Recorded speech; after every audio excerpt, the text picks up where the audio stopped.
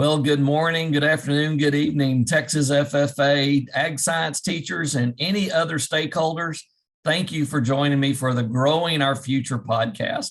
I love bringing these podcasts to everybody. So we bring on these incredible guests that share their insights, their expertise, their wisdom, their passion, and their inspiration in hopes that we plant seeds of greatness so that everybody can grow a better future. We're honored today to have the co-founder, Mission Matters, and Adam Torres. And I think what's very unusual for me to be doing this interview is this man is usually the one doing the interviews. So I get to interview the interviewer. So Adam, thank you for joining us today. Hey, thank you. And to me, I don't have to do the work. I get to ask the questions now. So it's a pleasure and an honor to be on your show as you were on my show. And I'm excited to really talk to you and the Texas FFA audience, which I'm a huge fan of. So thank you. Well, we're glad you're here. Appreciate very, very, very much. So start off all of these podcasts with a question. And that question is, what are you grateful for today?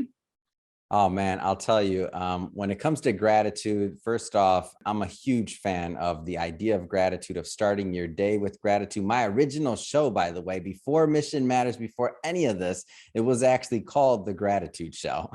So that was the very first thing that I ever led with and started with. And so for anybody out there, gratitude is the way to go. So what I'm grateful for, Aaron, I'm grateful for my family. Like, I'm really grateful for the idea that think about the ups and downs in my life and, some of the hard times. And one thing that's been really consistent for me is my family. Like they've stood behind me through thick and thin and otherwise, no judgment, no recourse. We all make mistakes, right? And then they've been there also to share in my successes and maybe some of my big wins. So today I'm going to say I'm really grateful for my family. And Mom, if you're watching out there, thank you for all you do. That's awesome.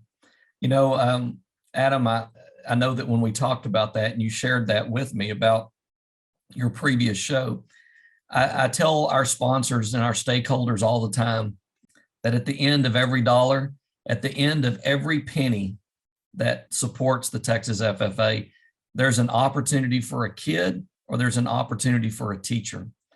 And when you really stop to think about that, it's a noisy world out there.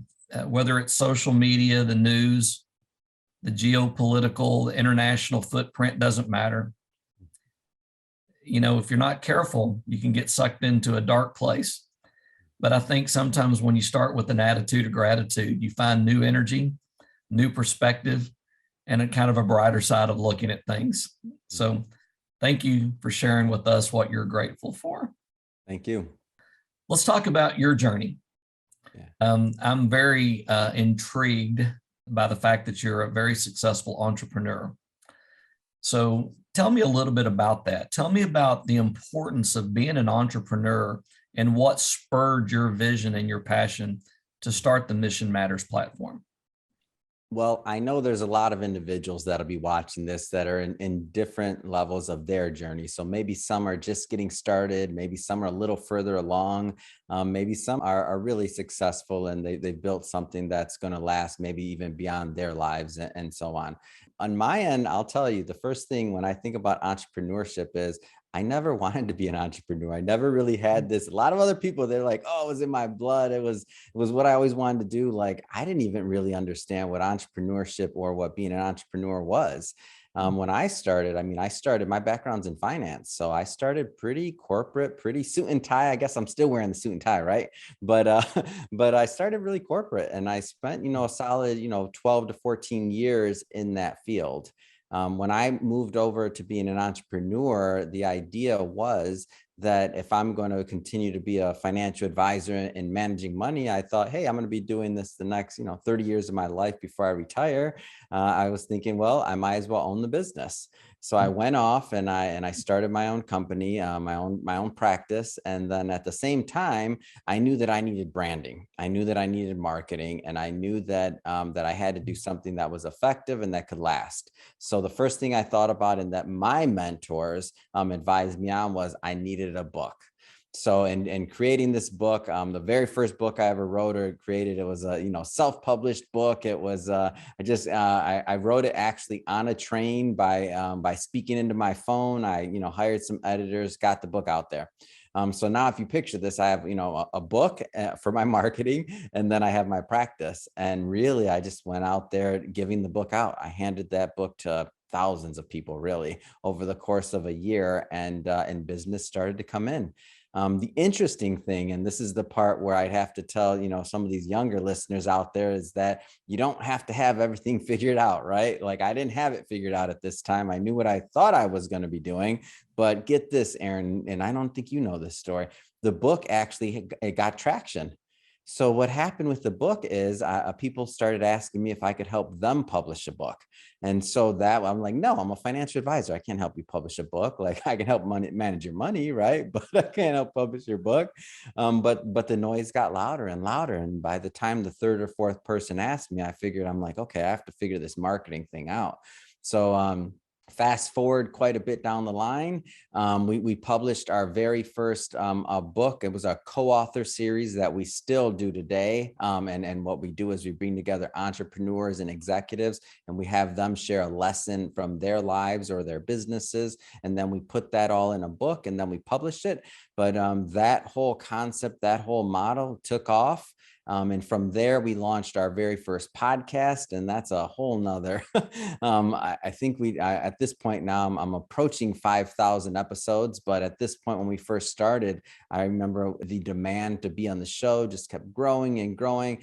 Fast forward a little bit later after that, and I had to make a decision, and it was basically, am I going to still be a financial advisor, run this business, or am I going to really embrace the entrepreneur side of marketing and publishing and podcasting? It was a hard, choice at that point, and really, I made the decision to go the marketing and publishing and podcasting route, and to exit my financial advisory practice, and really that was the start of Mission Matters. So it wasn't this, sometimes maybe I get more credit than I deserve for, I had this master plan or this idea or this. It was really the genesis of listening to the audience and listening to, what the real need in the market was and what people maybe felt that I had a talent for. But it's not one of those things where I'm going to claim that, hey, I had it all figured out. This was my business plan, and this is what I had. I knew what was going to happen when I went into it, Aaron. So that's the real story of how all of this started. Well, there's a couple of things that I want to compliment you and your team on, by the way. So one of those is I really appreciate y'all's attention to detail. I really appreciate the effective communication of you and your team, the attention to detail, because a lot of times, it's easy to come up with the big ideas, but it's executing those ideas that require people that really understand the attention to details. And I just want to brag on you and your team, because I think you do a really good job of that. Too kind. Thank you, Aaron. Yeah. Anybody that knows me knows that my executive assistant, Joanne Shelton, who is going to be retiring in April, I don't know, it's going to be a transition. We've got a great hire in Chanda Oren, who's very familiar with the foundation and has a history, and Cassie Monfort, who's also working with us. But Joanne, every time I say I've got an idea, she just kind of cringes, because she knows that behind the scenes, we're going to be working on a lot of the details. Mm-hmm. And Adam, you and your team do a real good job with that. And with that, I want to say this, and I'm complimenting you again. The other thing is customer service. Mm-hmm. Customer service is important. Customer service is what separates you from your competitors. Customer service is what builds strong relationships. And I've got to tell you that you guys have done a great job in making this experience user-friendly, very user-friendly, very easy to use. It's seamless. Mm-hmm. And y'all are kind of like me. You're always saying, well, what if? Yeah. What if we look at this, or what about this idea, or what about this prospect? How important is that to your brand and to the core values of your company? It all really stems from the idea of the content. So when we think about what's going to get us the best we're a media company, right? At the root of it all. So when we think about the content that we want to put out, when we think about the brands that we represent, when we think about all the stakeholders, there's a lot of moving pieces. So staying focused and really thinking about, like, if any piece of puzzle or the assembly line, if you will, is broken, if something's not working correctly, if there's miscommunication somewhere, then obviously the individuals suffer, of course, but the content suffers, right? Like, we can't get better as a whole. Like, and even though we've put out now, as a company, I mean, it's hard to say this, but we've put out over 40,000 pieces of content at this point. And that's going on the last 5 years. So when you think about the enormity of that task of putting out that much content and always trying to push the envelope and to make it better and better and to refine it and to make sure that it gets better and better, we look at the content side of it as, if the company's not doing the same thing, the content can't get better.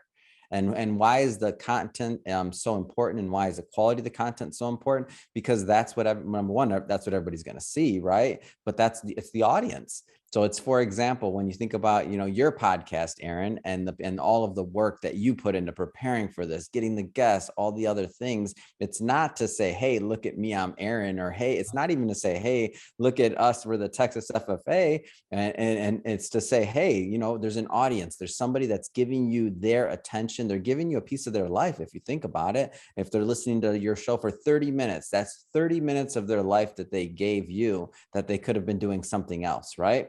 So because they gave that to you, like, all of us behind the scenes owe it to the audience and the people that invested their time, and they're listening, or their eyeballs, if they're watching you, right?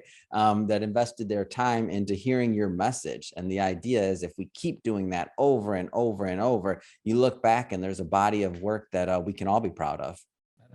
That's powerful. That's really good stuff.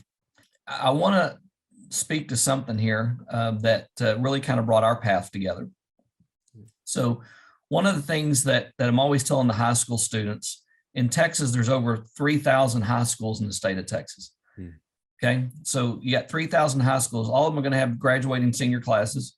So think about that. They're all going to be out there looking for a job, a scholarship, or an opportunity. So the question is what is your competitive edge? What separates you from the competition? And I believe that everybody lives a brand. I believe everybody has a brand. I believe that everybody, by what they share, post, what they engage in, they're branding themselves to an audience today that is much larger than what we ever had when it was just word of mouth. And with that, I remember when I got the call and I talked to your team for the first time, and I said, how did you find me? And they said, we found you on LinkedIn. And I said, well, what were your criteria? And so I started drilling down, because I was intrigued, because what you shared, what your team shared with me, was exactly how Forbes found me and how I started writing for the Forbes Nonprofit Council. It was the exact same thing. And again, something else that you said, Adam, that I really appreciate, it's not about Aaron Alejandro. It's about the mission that I get to speak for. It's about the kids that I get to go out and passionately tell their story. And the fact that you guys have given us a new platform for that, the fact that Forbes gives us a new platform for that, the fact that we're the only ones in FFA that are in that space right now, I'm hopeful. I really am. I'm hopeful that my colleagues across the country see this podcast and say, hey, we want to do that. We want to jump in there and begin to aggregate that much more information about ag science education in the FFA, because our world needs it. Our world is going to need what we're talking about. Yeah. But Adam, how important is a person's brand? How important is branding and a social footprint, social media footprint to your future in today's world? So I'll address your question really in two parts. So you mentioned two things, competition and brand, as maybe two different themes. So first off, for everybody, especially that are graduating and things like that, again, I said it once, I'm going to reiterate it. You don't have to have everything figured out. If you would have asked me when I graduated high school, forget that. If you'd asked me when I graduated college, that what I want to be when I grow up, I wouldn't say a podcaster. I don't even know podcasts were around back then, right, Aaron? So I don't even know that existed. So first off, you don't have to have everything figured out. But when you think about something like competition, because I'm in the media world, I like to use a media example, but this goes for anything really. Think about, and for the younger audience, you may not remember this, but think about when there was only a couple of really TV networks out there to where the majority, millions of people around the country only had, let's say, 10 options that for major primetime entertainment on TV. Now look at it. We have Netflix, we have Amazon Prime, we have Hulu, we have hundreds of different outlets that now that you can get content from. So they're all competing together. That's true, right? They're all competing to put out great content and to get subscribers and all those things. But what really changed? Like the population didn't change that much. It wasn't that. The market just kind of evolved.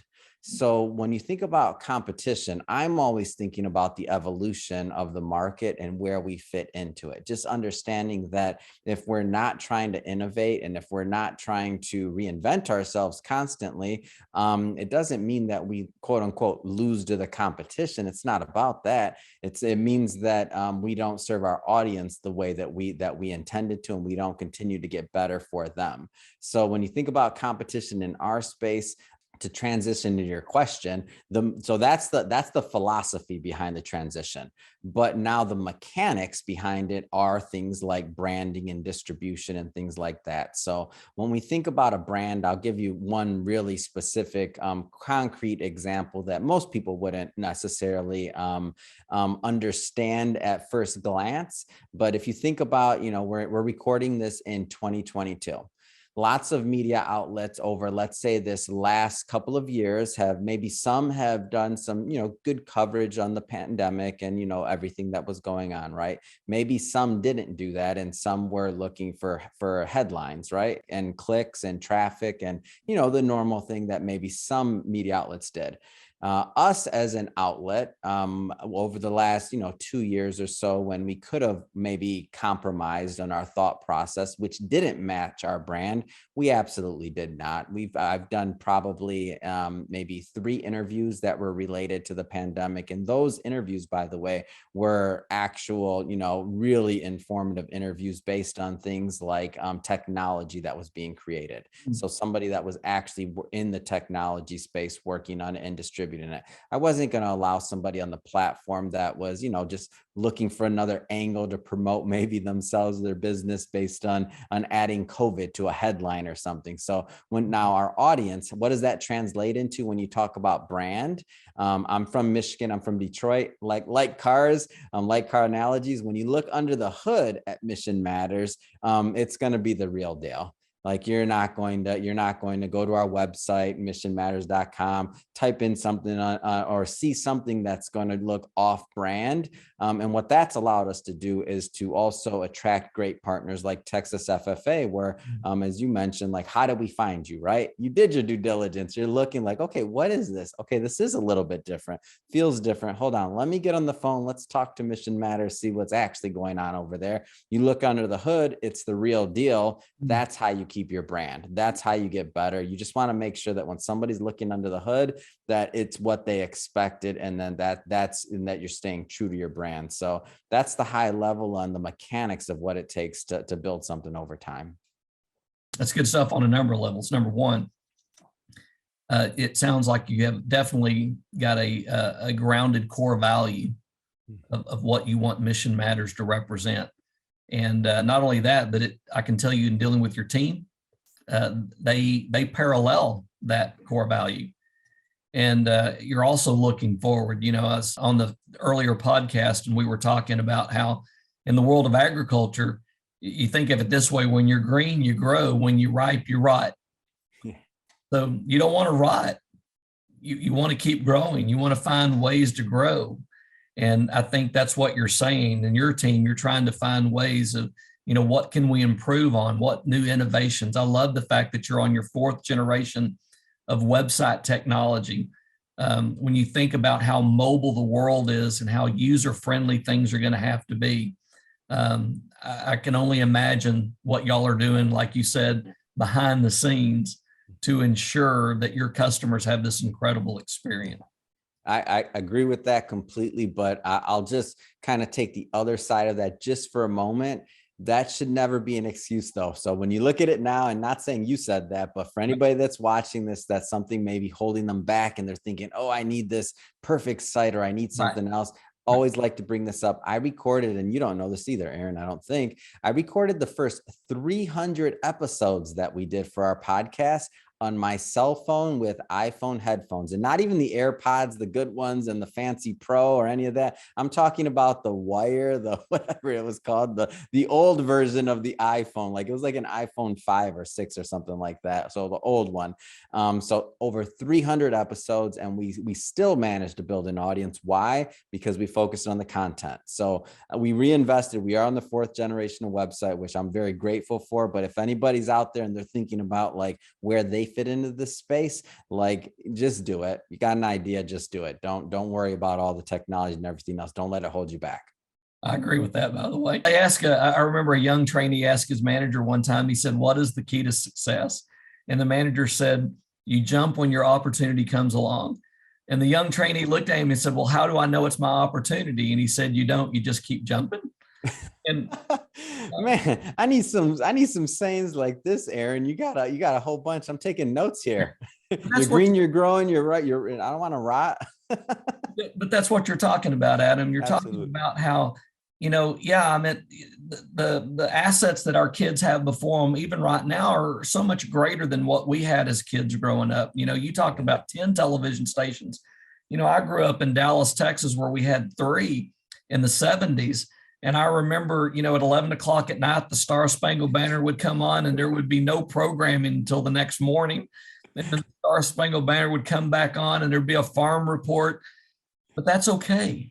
Yeah. Some of the kids are watching this right now, Aaron, and they're like, what? Like, when did Aaron grow up? No, he's really old. Oh, come on. They're like, when was this? But all of this, I think that conversation is very exciting, what you just shared, that the key is just to jump.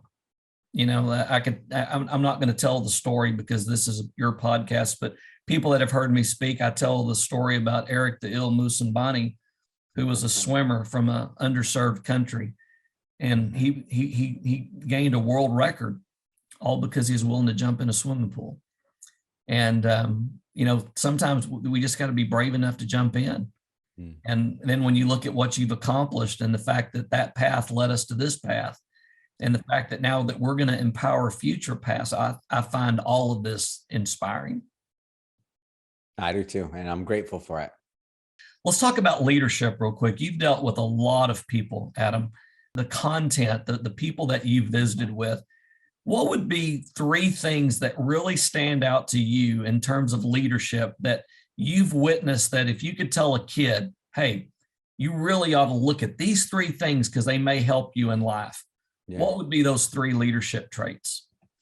I mean, first off is leaders are readers. I've heard so many people that they're always learning. Like I've interviewed now, but couple thousand CEOs plus just on that end that have run various size organizations, and they're always learning. They're always learning. And I think books are still a core part of this. Podcasts, other things, of course. I mean, it all comes into the idea of learning, but I'm still like, I still hear people, like when I think about CEOs, the CEO level and the C-suite side of things, people are talking about still like, what book are you reading? Like what new ideas are you getting? So however you're getting your ideas out there, I would say that the main thing is that you're getting them and you're staying current with what's going on, and how that affects your business. The second thing I would say is the idea of humility and ego, like all these things that come into play just as people, right? when you think about the transition, and I'm not in this position yet, but I'm told, like, when you have a kid, then, or a child, then now that child becomes first, right? And your ego and everything else is behind it, because they're dependent on you, right?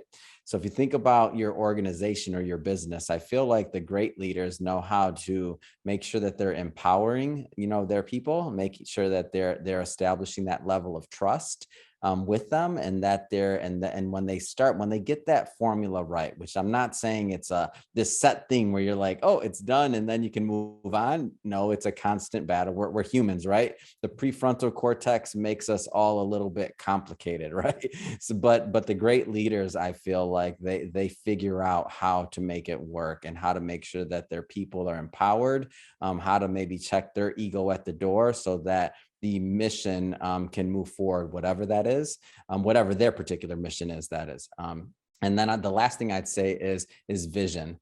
Like, I don't know how or why some people, I don't think I've ever heard somebody claim that they were born with it, but me looking from the outside looking in, it sure does, Aaron, sometimes seem like it. I'm like, man, how did that person have that vision? How did they do that? Like how did they stay so focused for that many years until their idea or mission or business or whatever it was, organization, nonprofit, whatever it was, like, grew and got to whatever point it was that they maybe got on my radar or got on the show, or whatever, however we want to word that.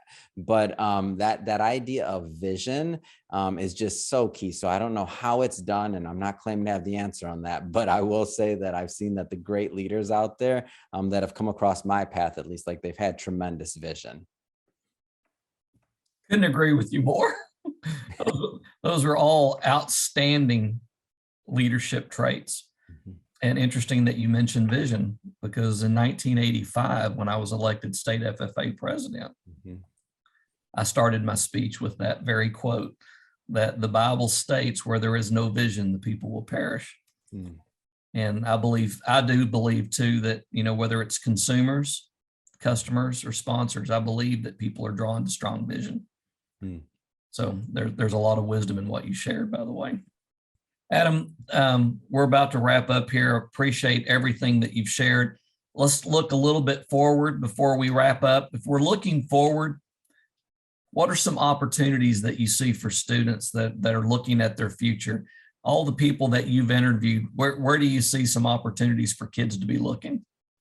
Well, the first thing I would say is that it's very likely, and I don't have the statistics, I'm not that person, but it's very likely that some of the opportunity and some of the jobs and some of the problems that that this generation will be solving, they haven't even come up yet. That job doesn't even exist. So some of the things that we'll be doing, just like I kind of said it jokingly earlier, but it is accurate. I didn't know when in college that a podcast even existed. It may not have, right? And now that's the focus of a lot of my life's work, right? In this entire podcast platform and what I do on a daily basis. So the first thing I'd say is that what you're doing, what you will do, it may not even have been invented. The job there may not be a title for it yet. But what I would say is, as a theme, you should be embracing change and just understanding that your generation and what we're heading into is going to move faster than anything we've seen before, whether it's I guess I'll give just one data point or one idea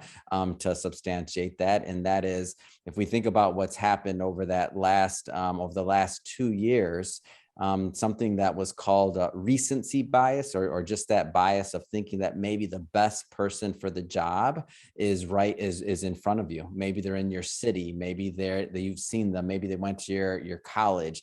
That's not the case anymore. The best person for the job may be on the other side of the world. I mean, at Mission Matters, we have people everywhere from London, Texas, Miami, India, the Philippines, Argentina. So when we think about where the best person for the job is, we don't know.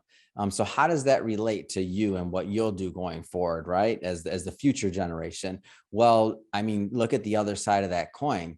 The best employer, the best problem, the best solution, the best place for your talents and for your energy. Not saying you have to move, but you might be in Texas working and solving problems that people are having in another country or on the other side of the world. You may be helping progress other societies and other areas of agriculture in different countries that maybe we've already kind of figured out some things here. And maybe these ideas need to be spread and maybe they need to be executed, right? So everything, it's all in the execution, right? The idea is just the idea, but that growth is going to come from the execution. So what I would say is I'd encourage the youth to think about like what the relationship of how they want their legacy and their work to be. And then after they kind of maybe have some ideas with that, and even just understanding that all that's going to change. So you'll start with some ideas and it will all change as life moves on. But that being said, like just remain open-minded, like the idea of change and everything that's happening. The world's going to move whether you want it to or not. It's going to change. It's going to keep on. So if you embrace it, I think that you'll just have a better go at it, in my opinion. And that's good stuff. That's really good stuff. And you think about everything that you just said in a lifetime. Mm-hmm. You know, my mom was almost, she's 96 years old, 94. And I think, you know, what all that she saw in her lifetime, the Great Depression and the things that she witnessed, the technological changes and just how fast that it's moving now. And it's just fascinating to hear you talk about the what ifs. Mm-hmm. And by the way, I agree with Adam when he says be open-minded. I'll be the first to tell you, I want you to be open-minded. I don't want you to be so open-minded that your brain falls out. So be open-minded, but don't let your brain fall out. Okay, Adam, Ditto. let's have a little fun here. And I know you know this is coming. So one of the questions I like to ask the guest is something a little off the rail a little bit, but just for funsies, what's the best concert you've ever been to? Oh man, I'm sweating over here. I know you have a question at the end. It's always so the best. Ooh, I think it has to be, I'm from Michigan, as I mentioned. So I remember growing up and listening to my dad and, you know, people around the house, and we listened to Bob Seger. And I remember a lot of time when in my growing up that he wasn't touring, he wasn't playing live, he wasn't doing anything, right? He was raising his kids, family guy. When I was a little bit older, I got this random message. I'm like, wait a minute. Myself and my best friend, Eric, were like, wait a minute, Seeger's playing. He's playing at the Palace. We're going. So that was the first time I got to see him in person. And I'll tell you, that was like seeing my entire childhood to adulthood in one night. Best concert, hands down, was Bob Seger. Most memorable for me. And just to see him perform live, it was just awesome to finally see it like in the flesh. That is awesome. By the way, that's awesome. Turn the Page has got to be one of the greatest rock songs. Come on. I'm in Main Street. Just name it. They're all there. I know what I'm doing after this. I'm going to get nostalgic. I'm playing some. Seeger, come on. I knew when you said that, I was thinking, okay, who's it going to be? Let's see, Detroit. It's got to be either Ted Nugent, Seeger, or Kid Rock. I knew it had to be one of those. Oh man, all of them are great and big supporters of Michigan in general. They've taken that flag all around the world. So very grateful for them. They have done a very good job. Adam, thanks again. I'm so glad. I'm grateful that y'all reached out and you said, hey, we want to do this interview. And that interview has just in a matter of seems like days is just taken off. And really appreciate that. Appreciate you coming on our podcast and your willingness to share your story, your insights, and hopefully, you know, give our students and teachers some seeds that they can plant in their lives. I always tell people, if you want to know what the future is, grow it. Growing it requires work. You got to plant the seed, you got to nurture it, and you got to take care of it so it grows strong. And if we want to know what the future is, we got to grow it too. And that requires people like you, Adam, investing in our students, investing in our teachers. So we appreciate you, Adam. We appreciate Mission Matters, Siraj, all your team, by the way. It's been a pleasure to work with all of them. And we know that at the end of the day, our communities, our cities, our state and country is going to be a better place to live, work, and raise our children because of what work we're doing here today. Adam, thank you for being a part of our Growing Our Future podcast. Oh, Aaron, thank you. It's been an absolute pleasure and honor. And to all the kids out there, I'm really excited. And I'm excited to go in person to your convention coming up too. So, I mean, just lots of great things going. I'm excited for our partnership just to grow and really just to pay it forward to the audience. So thank you. Very good. Y'all make it a great day. We'll see you down the road. Be sure to join us for the next podcast. They're all good.